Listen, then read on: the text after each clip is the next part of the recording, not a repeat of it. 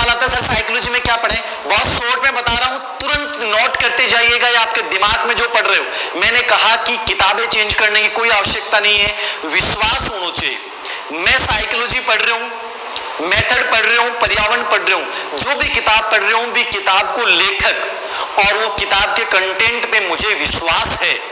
ये सबसे पहली अनिवार्य आवश्यकता है। पॉजिटिव एटीट्यूड अपनाना पड़ेगा दोस्तों, सकारात्मक अभिव्यक्ति उस विषय वस्तु के प्रति होनी पहली जरूरी है। मैंने जब उस किताब को खरीदा तो खरीदने से पहले मुझे पता होना चाहिए था मैंने क्यों खरीदा, ये राइटर कौन है, इस राइटर का बैकग्राउंड क्या है, ये विषय से कितना बिलोंग करता है। अब मैंने उस किताब को पढ़ लिया है 2 से 3 बार, तो मुझे उसी किताब को कंटिन्यू रखना चाहिए। याद रखना, साइकोलॉजी में जो किताब आपने पढ़ी है, चाहे वो अवनी मनोविज्ञान पढ़ी है, चाहे आपने कोई भी राइटर की किताब पढ़ी है, चाहे आपने कोई टेक्स्ट रेफरेंस किताब पढ़ी है, चाहे आपने आरबीएससी बोर्ड की किताब पढ़ी है, सिंपल सी बात याद रखना है,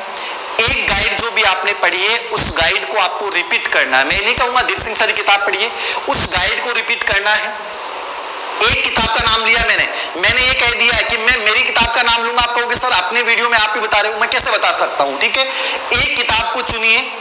पूर्व एग्जाम के क्वेश्चन पेपर को उठा के देखिए,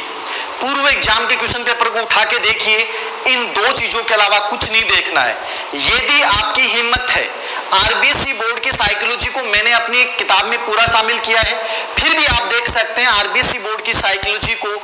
मात्र आप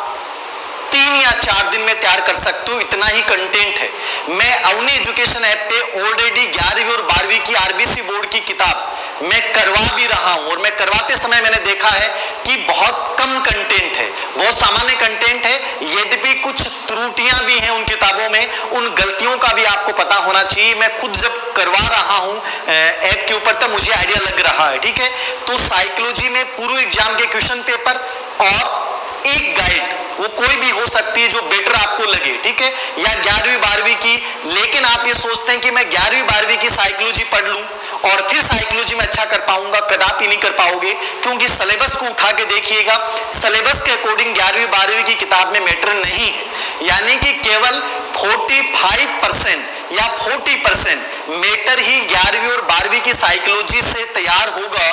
तो कंप्लीट सिलेबस नहीं है, तो वो एक सहायक के रूप में आप ले सकते हैं। 11वीं 12वीं की आरबीएससी बोर्ड की साइकोलॉजी आप कंप्लीटली नहीं ले सकते। मॉडल पेपर के लिए आप लोग पूछते हैं, मैंने भी मॉडल पेपर निकाल रखे हैं, उनको देख सकते हैं, डाउटफुल क्वेश्चन सीरीज देख सकते हैं, टेस्ट सीरीज वाले क्वेश्चन देख सकते हैं, या जिस टीचर पे आप बिलोंग करते हैं, बिलीव करते हैं कि सर वो बहुत अच्छे क्वेश्चन बनाते हैं, बहुत अच्छे क्वेश्चन बनाते हैं, तो बनाने से बेटर ये है कि यदि उस टीचर ने पूर्व एग्जाम के क्वेश्चनों को आधार को लेकर क्वेश्चन बनाए तो उनका अभ्यास कीजिए। एक्सरसाइज और मॉडल पेपर में हमेशा एक ही चीज का क्राइटेरिया रखिएगा,